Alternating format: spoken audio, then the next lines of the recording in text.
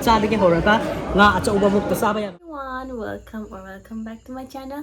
Ngashigi video sidi akhoi college ki fish farmers te tawgibagi blog oidoine. Hojikse yausang tha ko aduna mayam happy yausang je ai yum thoga yausang yaujage khanbane video is makhan amaga yaw Children's Club ki yausang gi sport che ka tawba yausang gi kino tawbado adusu yam chawna tawbani yam yengmusu nuai thaina yam yaureba ko ado phangdre koire phangdaba yausang dana yawidaba tin koire chahi phana ma amane yausang yawdaba khara dum thengna hogatra hojik dum thengna hogotleba ko thengna hogot tasu kai haine aije noi khatpagi hojik thajara kg kino yauraba 63 yauraba adu adugi aise gym chatpa morning gym chatpa khotpa dagi ai hakchang take care tawba skin ge ka mam take care tawbu ado gym chatpa ne khatle haba gym chatpa no khatna brai gym chatpa no khatle tha ama muksu da ngai ba ko ai khamna waraga dum chasanbagi dum wa ba hala chaba tawbagi ma gym chatpa hena isa phagale akhoi gi skin gumba dagi akhoi gi hakchang ge ka take care tawba sab thina maru ne amuk tak pupum pup ni na tra nungai kera ga hara laidawne aduga skiguma se take care tawda de khoi gi skin da dryness kumba dagi dullness finance mam thora eba ko ayuna khoi skin take care tawba sam thina maru ne aduga akhoi gi skin gi natural glow laibase adum restore tawnaba aina hana da shi dum thaktra sigi HK Vitals ki marine collagen se sigi se aduga akhoi gi skin gi natural glow se restore tawnaba adum akhoi supplement gumba dum thaeba ko supplement thakpaje ai si hana da dum thakko supplement sigi HK Vitals ki sigi marine collagen je sigi product se no added sugar no side effects aduga yam clean effective and it's very safe to use. It is packed with powerful ingredients like collagen, peptides, vitamin C, vitamin E and hyaluronic acid. Sigi je prepare tawba yam laye just add 1 scoop to a glass of water and stir. It reduces fine lines, wrinkles and dullness and helps to boost our skin elasticity. It restores the lost glow, brings back our skin's natural radiance. Moreover, it gives deep hydration, keeps our skin plump, smooth and glowing. Clinically proven tawrabane aduga khoina adum product regularly thaktardi 8 weeks adum akhoi result phangdoine. It's part of my daily routine aduga kaigomba product se pambi tari you can use my code martina10 for special discounts. aduga inside su shi je kai de phangdoino photo yon message ka thapireba ko ado aigi makhagi description a changanga ai coupon code to habaga dum sizina bio ado college ki blog se hour se si je khoi amumuk chahi am dang tang taw bani na dum ngasi je fish farmers day ni aduna khoi college na host or ka store myam hange sigi sina kbk rabi raftar haidi any business idea innovation leba entrepreneur honing basing na mogi idea do present tawraga adum sidagi lakh manga lakh tara ga yam phangna bane ba ko adugi ne इसमें से 115 है idea stage में और सी stage में 17 और total 132 में 23 startup को already हम ग्रांटी ने दे चुके हैं ऑलरेडी ठीक है 5 लाख तक ग्रांटी है start business any new ideas you can take money from them 5 lakhs 10 lakhs 25 lakhs see? Only for northeast too इसको मिला है पूरा 5 लाख मिल गया oh ये भी ये है तुम्हारा जो नारी बोलते हैं ना नारी मणिपुर में नारी है इसका सैंक्शन क्या है इसने सैंक्शन किया ना सबका फंक्शन होगा ये भी तुम्हारा मणिपुर का है स्टार्टअप देखो ये फ्रेश आमला जूस का ये 10 लाख ग्रांट किया 10 लाख का ये भी 12 लाख सिगैसी मोइगी हुजिकी सैंक्शन तौरगा स्टार्टअप तौखिबा बिजनेस मोइगी प्रोडक्ट मैम निंगारी अदगी एग्रीकल्चर प्रोडक्ट्स मैम से सिना खोइ मणिपुर की उतोंग ngari keka sina 5 lakh section tauba makan मैम ले सिगी सिना पेंगबा अदगी पपदा मोइ ब्रीडिंग तौबगी अखोइ gi oza sina tak pane bako sijenga hidi hida keka inject tawraga marum ma'am को खन दो दुगी Manipuri knows, I think, better value of this fish. Yes.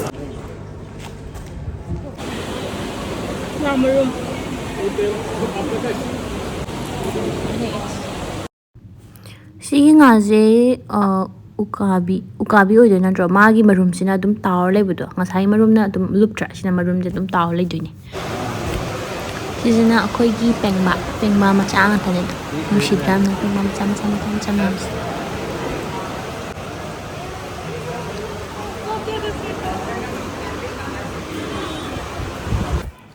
ꯁꯤꯒꯤꯁꯦ ꯋꯨꯜꯐꯤꯌꯥ ꯍꯥꯏꯌꯦꯕꯀꯣ ꯏꯁꯪꯗꯧꯅꯁꯨ ꯇꯧꯋꯦ ꯃꯆꯥ ꯃꯆꯥ ꯃꯆꯥ ꯃꯆꯥ ꯉꯥꯅ ꯑꯗꯨꯝ ꯆꯥꯏꯌꯦꯕ ꯉꯥ ꯃꯆꯤꯟꯖꯥꯛ ꯑꯣꯏꯅ ꯄꯤꯖꯕꯗꯣ ꯑꯗꯨꯅ ꯉꯥꯒꯤ ꯐꯤꯠꯀꯨꯝꯕ ꯀꯩꯒꯨꯝꯕ ꯄꯩꯁꯥ ꯌꯥꯝ ꯆꯪꯉꯤꯗꯅ ꯁꯤꯅ ꯈꯤꯇꯪ replace ꯇꯧꯊꯣꯛꯄꯗꯣ. It's after harvesting it again grow na.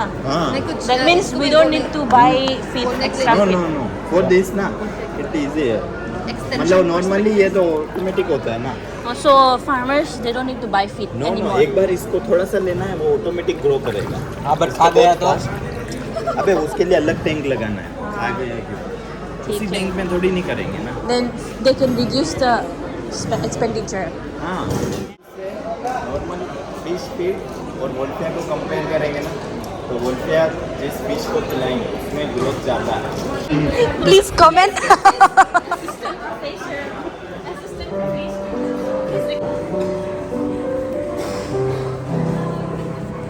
ꯑꯩꯈꯣꯏ ꯐꯤꯁ ꯐꯥꯔꯃꯔꯁꯇ ꯇꯧꯕꯒꯤ ꯄꯣꯠ ꯆꯩ ꯃꯌꯥꯝ ꯌꯦꯜꯂꯤ ꯑꯩ ꯗꯤꯁꯄ꯭ꯂꯦ ꯇꯧꯔꯛꯀꯦ ꯃꯆꯥ ꯃꯆꯥ ꯑꯩꯈꯣꯏꯗꯤ ꯍꯥꯏꯗꯤ ꯉꯥꯒꯤ ꯁꯤꯗꯤ ꯅꯠꯇꯦ ꯉꯥꯒꯤ. Wait. Oh, you wanted this, no? Sorry. No, you wanted this. How much? कितना है? 100. So buy for me. So cute. You like keychains everywhere. ꯑꯩ ꯃꯤꯡꯀꯣ ꯋꯥꯡꯂꯦꯝꯕ ꯑꯩ ꯑꯦꯀ꯭ꯋꯥꯇꯤꯛ ꯇꯤꯝꯁꯤꯒꯤ ꯑꯩ ꯇꯦꯛꯅꯤꯀꯦꯜ ꯇꯤꯝ ꯑꯣꯏꯅ ꯂꯩꯕꯅꯦ ꯑꯩ ꯑꯦꯁꯤꯁꯇꯦꯟ ꯃꯦꯅꯦꯖꯔ ꯑꯣꯏꯅ ꯂꯩꯕꯅꯦ. Sida kay-kayno ꯑꯩꯈꯣꯏꯅ putuloy. ꯗꯤꯜ ꯇꯧꯔꯤꯁꯦ ꯑꯩꯈꯣꯏ ꯉꯥ ꯃꯆꯤꯟꯖꯥꯛ ꯃꯌꯥꯝꯁꯦ ꯗꯤꯜ ꯇꯧꯕꯅꯤꯀꯣ. ꯑꯩꯈꯣꯏꯒꯤ ꯐꯥꯔꯃꯔꯁꯀꯤ ꯑꯩꯈꯣꯏ ꯍꯧꯖꯤꯛꯀꯥꯟꯗꯤ ꯕꯤꯖꯤꯅꯦꯁ ꯑꯃ ꯆꯥꯎꯈꯠꯀꯦ ꯍꯥꯏꯇꯥꯔꯗꯤ ꯉꯥꯒꯤ ꯐꯥꯔꯃꯤꯡ ꯇꯧꯕ ꯆꯥꯎꯈꯠꯀꯦ ꯍꯥꯏꯇꯥꯔꯗꯤ ꯐꯤꯠꯁꯤꯅ ꯀꯣꯁꯁꯦ 60% ꯆꯠꯈꯤꯗꯣꯏꯅꯤ. ꯑꯗꯨꯅ ꯏꯟꯚꯦꯁꯃꯦꯟ ꯍꯥꯏꯁꯦ ꯁꯤꯗ ꯂꯣꯏ ꯆꯠꯈꯤꯗꯣꯏꯅꯤ. ꯑꯗꯨꯅ ꯃꯔꯨꯑꯣꯏꯅ ꯕꯤꯖꯤꯅꯦꯁ ꯑꯃ ꯄꯩꯁꯥ ꯇꯥꯟꯒꯦ ꯍꯥꯏꯇꯥꯔꯗꯤ ꯉꯥ ꯐꯥꯔꯝꯁꯤꯗ ꯐꯤꯠꯀꯤꯁꯤꯗ ꯑꯩꯈꯣꯏꯅ ꯏꯟꯚꯦꯁ ꯇꯧꯕ ꯑꯃ ꯗꯔꯀꯥꯔ ꯇꯥꯏ. ꯑꯗꯨꯅ ꯑꯩꯈꯣꯏꯅ ꯍꯧꯖꯤꯛ ꯎꯖꯔꯛꯑꯦ ꯁꯤ ꯉꯥ ꯃꯆꯤꯟꯖꯥꯛ ꯃꯈꯜ ꯃꯈꯜ ꯃꯌꯥꯝ ꯑꯃ ꯀꯣ ꯉꯥ ꯃꯆꯥꯗꯒꯤ ꯍꯧꯔꯒ ꯉꯥ ꯑꯆꯧꯕꯐꯥꯎꯗ ꯆꯥꯕ ꯌꯥꯕ ꯃꯆꯤꯟꯖꯥꯛꯅꯤ. ꯁꯤꯗ ꯃꯥꯒꯤ ꯄ꯭ꯔꯣꯇꯤꯟ ꯀꯟꯇꯦꯟ ꯃꯌꯥꯝ ꯑꯃ ꯌꯥꯎꯋꯦꯀꯣ. ꯑꯐꯕ ꯀꯔꯝꯕ ꯉꯥꯅ ꯆꯥꯕ ꯐꯪꯉꯒ ꯑꯩꯈꯣꯏꯒꯤ ꯀꯥꯔꯞꯁ ꯀꯥꯡꯕꯨꯅ ꯆꯥꯒꯗꯕ ꯀꯥꯡꯕꯨ ꯑꯃ ꯑꯗꯒꯤ ꯑꯩꯈꯣꯏꯒꯤ ꯄꯪꯒꯁ ꯀꯥꯡꯕꯨꯅ ꯄꯥꯛꯈꯨ ꯀꯥꯡꯕꯨꯅ ꯆꯥꯒꯗꯕ ꯃꯈꯜ ꯃꯌꯥꯝ ꯌꯥꯎꯋꯦꯀꯣ. ꯑꯗꯨꯅ ꯑꯩꯈꯣꯏ ꯀꯝꯄꯅꯤꯁꯤꯅ ꯄꯨꯊꯔꯛꯏꯁꯦ ꯑꯩꯈꯣꯏꯒꯤ ꯉꯥ ꯃꯆꯥꯛ ꯌꯣꯟꯕ ꯈꯛꯇ ꯅꯠꯇꯦꯕ ꯇꯦꯛꯅꯤꯀꯦꯜ ꯁꯄꯣꯔꯠ ꯍꯥꯏꯇꯥꯔꯦ. ꯍꯥꯏꯗꯤ ꯐꯥꯔꯃꯔꯁꯀꯤ ꯑꯦꯅꯤ ꯏꯁꯨ ꯂꯩꯕ ꯄ꯭ꯔꯣꯕ꯭ꯂꯦꯝ ꯂꯩꯕ ꯀꯩꯀꯥꯗ ꯑꯩꯈꯣꯏꯅ ꯂꯣꯏ ꯗꯤꯜ ꯇꯧꯔꯒ ꯃꯣꯏꯗ ꯑꯩꯈꯣꯏꯅ ꯐꯦꯃꯤꯂꯤ ꯑꯃꯗꯧꯅ ꯑꯩꯈꯣꯏꯅ ꯄꯨꯂꯞ ꯑꯣꯏꯅ ꯇꯧꯁꯜꯂꯒ ꯄꯨꯟꯅ ꯆꯠꯃꯤꯟꯅꯔꯒ ꯄꯨꯟꯅ ꯄ꯭ꯔꯣꯐꯤꯠ ꯑꯥꯔꯅꯤꯡ ꯇꯧꯃꯤꯟꯅꯕꯗ ꯄꯨꯟꯅ ꯁꯛꯁꯦꯁꯐꯨꯜ ꯑꯣꯏꯃꯤꯟꯅꯕꯗ ꯑꯩꯈꯣꯏ ꯇꯤꯝꯒꯤ ꯑꯦꯖꯦꯟꯗꯥꯅꯤ. Do contact tawba khotpa laiba khotpagi. ꯌꯥꯏ. ꯑꯗꯒꯤ ꯑꯩꯈꯣꯏꯒꯤ ꯀꯟꯇꯦꯛꯁꯦ ꯑꯩꯈꯣꯏꯒꯤ ꯏꯝꯐꯥꯜ ꯅꯣꯔꯠ ꯏꯁꯁꯤꯗ ꯑꯩꯈꯣꯏ ꯂꯩꯀꯣ. ꯑꯁꯥꯝ ꯂꯩ, ꯇ꯭ꯔꯤꯄꯨꯔꯥ ꯂꯩ, ꯃꯅꯤꯄꯨꯔ ꯂꯩꯀꯣ ꯃꯦꯟ ꯑꯣꯏꯅ. ꯑꯗꯨꯅ ꯑꯩꯈꯣꯏꯒꯤ ꯃꯅꯤꯄꯨꯔꯗꯗꯤ ꯑꯩꯈꯣꯏꯒꯤ ꯃꯦꯟ ꯑꯣꯏꯅ ꯗꯤꯂꯔ ꯑꯩꯈꯣꯏꯒꯤ ꯋꯥꯡꯒꯣꯏꯗꯩ ꯇꯥꯃꯣ ꯑꯇꯋꯥꯔ ꯑꯃ ꯂꯩꯀꯣ. ꯑꯗꯨꯒ ꯑꯩꯈꯣꯏꯒꯤ ꯁꯦꯜꯁꯀꯤ ꯇꯤꯝꯒꯤ ꯑꯣꯏꯅ ꯑꯩꯈꯣꯏꯒꯤ ꯇꯦꯛꯅꯤꯀꯦꯜ ꯇꯤꯝ ꯑꯣꯏꯅ ꯑꯩꯈꯣꯏ ꯀꯟꯇꯦꯛ ꯅꯝꯕꯔꯁꯨ ꯑꯗꯨꯝ ꯍꯥꯏꯖꯒꯦꯀꯣ. ꯑꯩꯒꯤ ꯏꯁꯥꯒꯤ ꯀꯟꯇꯦꯛ ꯅꯝꯕꯔ ꯀꯅꯥꯒꯨꯝꯕ ꯐꯥꯔꯃꯔꯅ ꯑꯩꯈꯣꯏꯒꯤ ꯉꯥ ꯌꯣꯛꯅꯤꯡꯕ ꯂꯩꯔꯒ ꯀꯃꯥꯏꯅ ꯄ꯭ꯔꯣꯐꯤꯇꯦꯕꯜ ꯑꯣꯏꯒꯦ ꯍꯥꯏ ꯇꯥꯔꯗꯤ ꯑꯩꯒꯤ ꯀꯟꯇꯦꯛ ꯅꯝꯕꯔꯗ ꯀꯣꯜ ꯇꯧꯕꯤꯔꯣ 8794863375.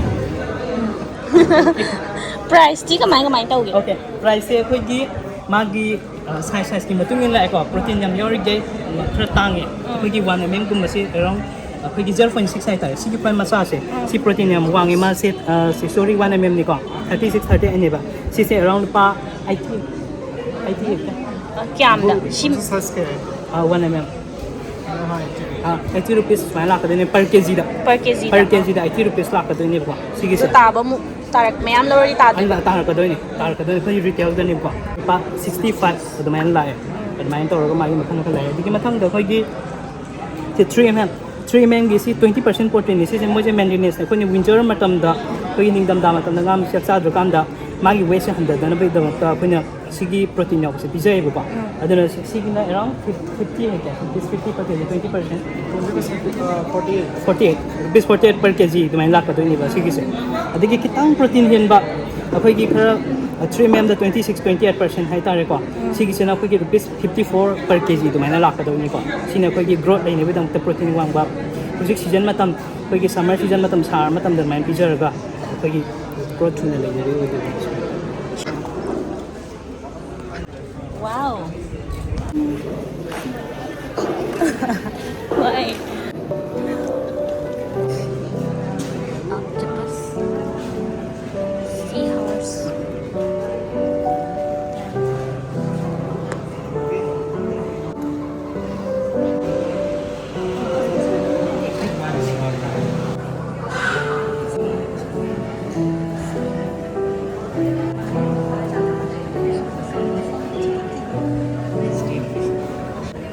sina khoi college museum da laiba adum makan mayamne sina khoi processing unit ki pickle kurkure khoi sa sajaba adaki ngari tika mayam nere mi khar komdhar mi komdhar pagi video na mina ngai mi yam le ai kai saba sina moi bize rohu ki smoke fish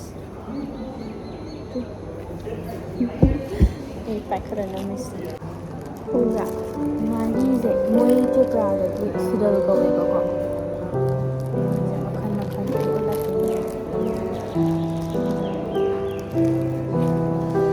makan hangge makan nga je makan adum mathang utang hak jacket ngeng biro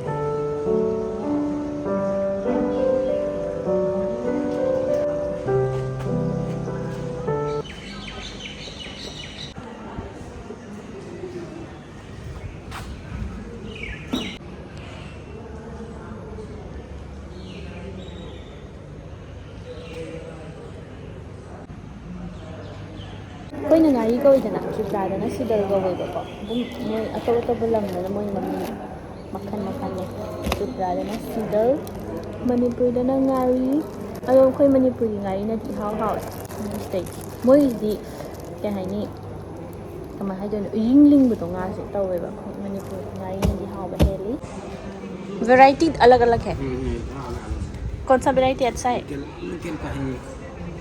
Tripura का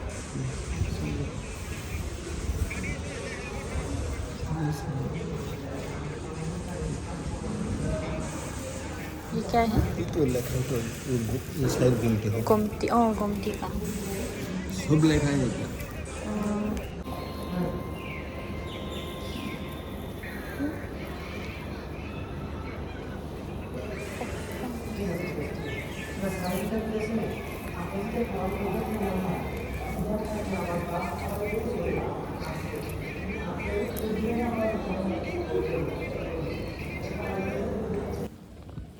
सिगिसिना अखोगी college ना पुथोक चबा nga ma chinjak aktane aduga sisina nga sa ina haiba wolfia aduga ma shai wolfia dried sisu nga ma chinjak chapman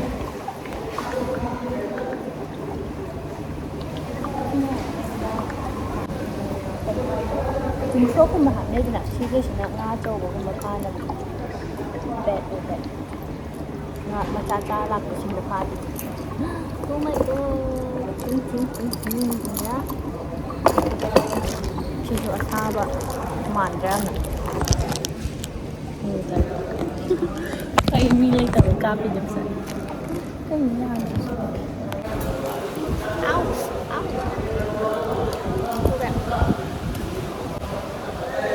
bet tim số của bạn đây nè chị là ba rau à nè bet